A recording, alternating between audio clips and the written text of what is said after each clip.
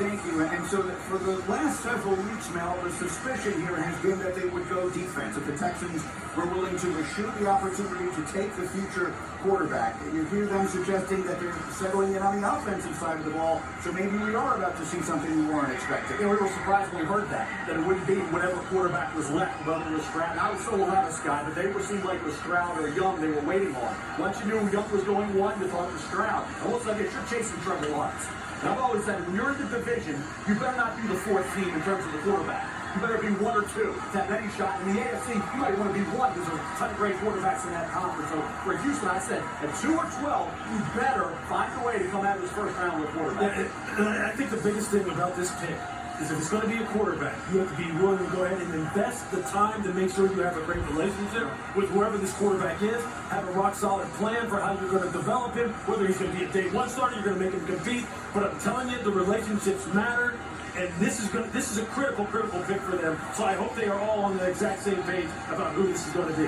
The Texans have picked quarterbacks in the first round twice in team history. Once was David Carr, number 1 overall. The other was Deshaun Watson. Let's see if they're about to do it for a third time.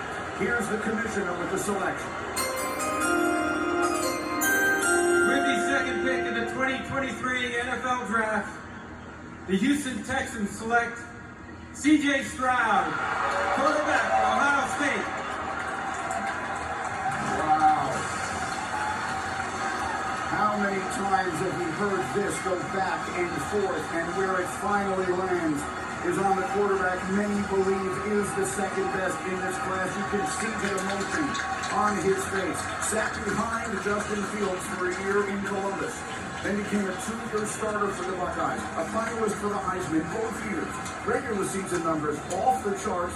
81 touchdowns, 12 interceptions. Postseason even better. The Rose Bowl 2 years ago against Utah, then the semifinal game against Georgia this past year. That's 2 games. His team scored 89 points. He threw for 921 yards and 10 touchdowns. He is from Rancho Cucamonga, California, and now Mel Kiper. He is the second pick in the NFL draft. I'll tell you, if one game can make a career, if one game can make you the second pick overall, it was the Georgia game. You think about that, a semifinal game where, hey, he was the underdog. He went out there and he played great football against that Georgia defense.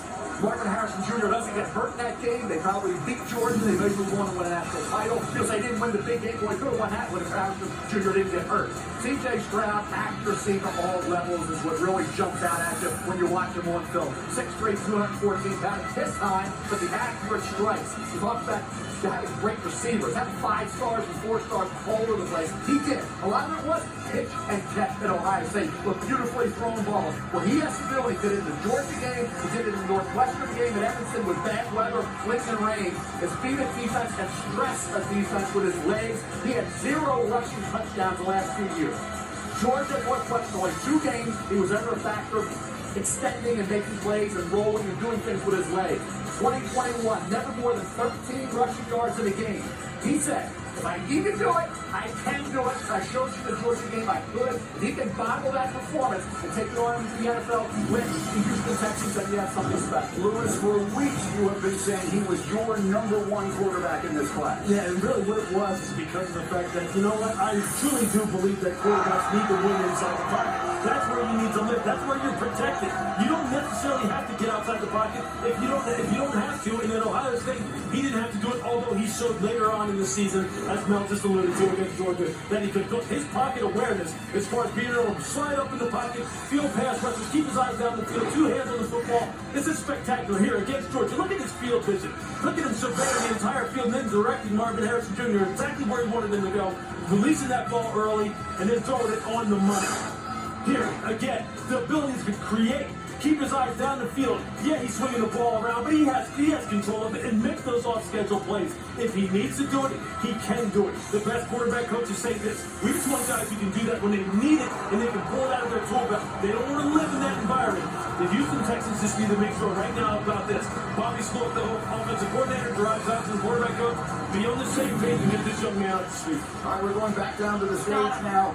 Susie is standing by. Subway brings us there. She's standing by with the number 2 2 picks. Susie.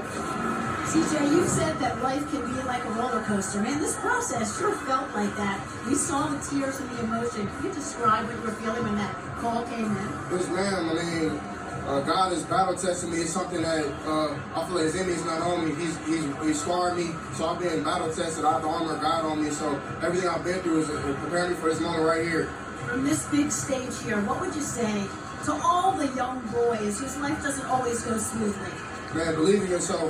I was at a point where nobody believed in me, but I put my trust in God and my family, and what I did, I had discipline and just consistency, man. You can do anything you put your mind to, and I'm a living testimony that you can really do anything, because I come from nothing. So I'm blessed to be on this stage, and to that little boy, that little girl out there, man, you can do anything you put your mind to. Congratulations. Thank you so much. You're on your way to the Texans. Yes, ma'am. Thank you. All right, Susie, thank you. So CJ